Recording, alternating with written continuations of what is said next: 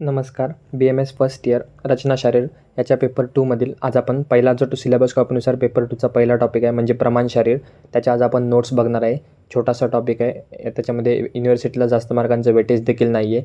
त्यामुळे पटकन तुम्ही एकदा बघून घ्या व्हिडिओ. जरी तुम्ही एकदा व्हिडिओ पूर्ण पाहिलात, ऐकलात व्यवस्थित, तरी तुम्हाला त्यातले पॉईंट समजून जातील. त्याला जास्त तुम्हाला काही वारंवार वाचायची गरज नाही आहे. MCQच्या दृष्टीने हा टॉपिक तुम्ही स्टडी करावा. तसंच आपण मागील काही व्हिडिओजमध्ये पेपर 1चे सर्व टॉपिक्स कव्हर केलेले आहेत. जर तुम्ही पेपर 1चे व्हिडिओज बघितले नसतील तर ते सुद्धा एकदा बघून घ्या. आज या व्हिडिओपासून आपण पेपर 2चा सिलेबस चालू करत आहे. पेपर 1चे व्हिडिओज चॅनलवर अपलोडेड आहेत. तसंच जर तुम्ही टेलिग्राम चॅनल किंवा व्हॉट्सअप ग्रुप जॉईन केला नसेल तर त्या दोन्हीची लिंक या व्हिडिओच्या डिस्क्रिप्शनमध्ये शेवटी दिलेली आहे. तिथे जाऊन तुम्ही ते जॉईन करून घ्या, कारण तिथे सुद्धा व्हिडिओबद्दल अपडेट्स रोज तिथे येत राहतात. त्याचप्रमाणे जर तुम्हाला BMS फर्स्ट इयरच्या युनिव्हर्सिटी एक्झाम संबंधित कोणतीही शंका असेल, डाऊट असेल, काही भीती वाटत असेल तर तुम्ही नक्की कमेंट करू शकता. त्यावर देखील आपण व्हिडिओ बनवण्याचा प्रयत्न करू. तर जर तुम्ही डेली व्हिडिओज पाहत असाल तर तुम्हाला तर माहिती आहे, आपण प्रत्येक व्हिडिओमध्ये सुरुवातीला सिलेबस कॉपीनुसार त्या टॉपिकला किती मार्कांचं वेटेज आहे ते पाहतो. तर आज आपण जो टॉपिक सुरू करणार आहे प्रमाण शारीर पेपर 2चा, तर त्यामध्ये तुम्हाला 2 मार्कांचं वेटेज युनिव्हर्सिटी एक्झामसाठी दिलेलं आहे. तर व्यवस्थित हा टॉपिक नीट पहा व ऐका. सोपा टॉपिक आहे. प्रमाण शारीरच्या अंडर आपल्याला 2 प्रमाण शिकायचे, त्यामध्ये अंगुली प्रमाण आणि अंजली प्रमाण. तर या व्हिडिओमध्ये मी तुम्हाला आज त्याच्या नोट्स देणार आहे. त्या नोट्स व्यवस्थित लिहा, एकदा वाचा, तुम्हाला लगेच समजून जाईल. तर जर आपण प्रमाण शारीर सुरुवातीला बघायला गेलं तर प्रमाण म्हणजे काय, त्याची व्याख्या: शरीराचे सहनन मोजण्याचे शास्त्र म्हणजे प्रमाण होय. सहनन म्हणजे काय तर सौष्ठव. प्राचीन काली शरीराच्या अंगप्रत्यंगांचे मोजमाप हे अंगुली प्रमाणाने करत असत.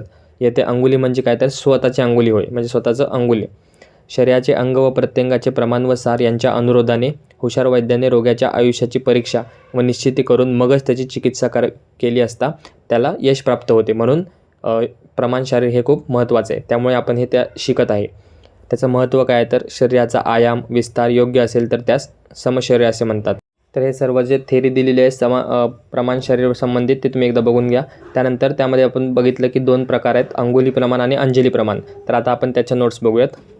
तर अंगुली प्रमाण म्हणजे माप, विस्तार, लांबी किंवा रुंदी. त्यानंतर शरीराचे व शरीरातील अंगप्रत्यंगाचे प्राकृतिक स्वरूप ठरविण्यासाठी आयुर्वेदीय आचार्यांनी अंगुली प्रमाण सांगितलेले आहे. सर्व व्यक्तीची बोटे सारखी नसतात, म्हणून प्रत्येकाने आपल्या स्वतःच्या बोटांनी आपले अंगप्रत्यंग मोजण्याचा उपदेश शास्त्रामध्ये केलेला आहे. म्हणून त्याला स्वअंगुली असं म्हणतात. यास स्वअंगुली प्रमाण असे म्हणतात. सुश्रुत सर्व शरीराची लांबी किती सांगतात? 120 अंगुल.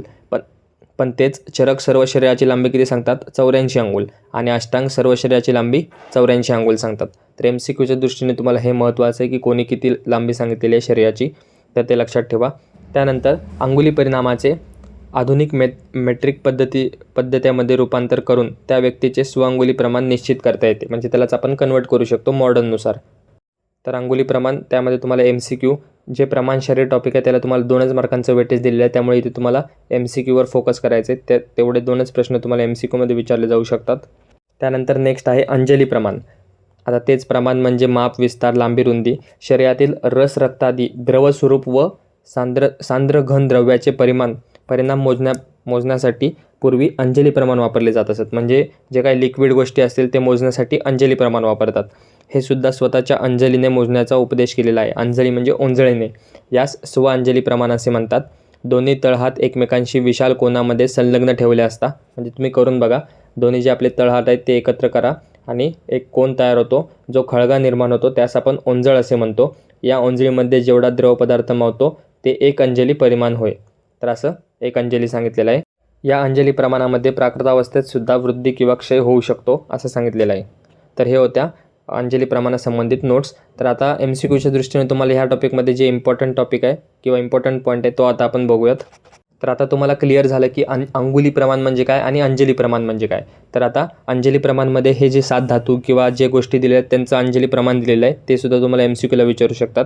तर इथे बघा, मज्जा 1 अंजली, मेद 2 अंजली, वसा 3 अंजली, मूत्र 4 अंजली, पित्त 5 अंजली, श्लेष्म म्हणजे कफ 6 अंजली, शकृत म्हणजे पुरुष 7 अंजली, अश्रुक रक्त 8 अंजली, रस 9 अंजली आणि जल 10 अंजली.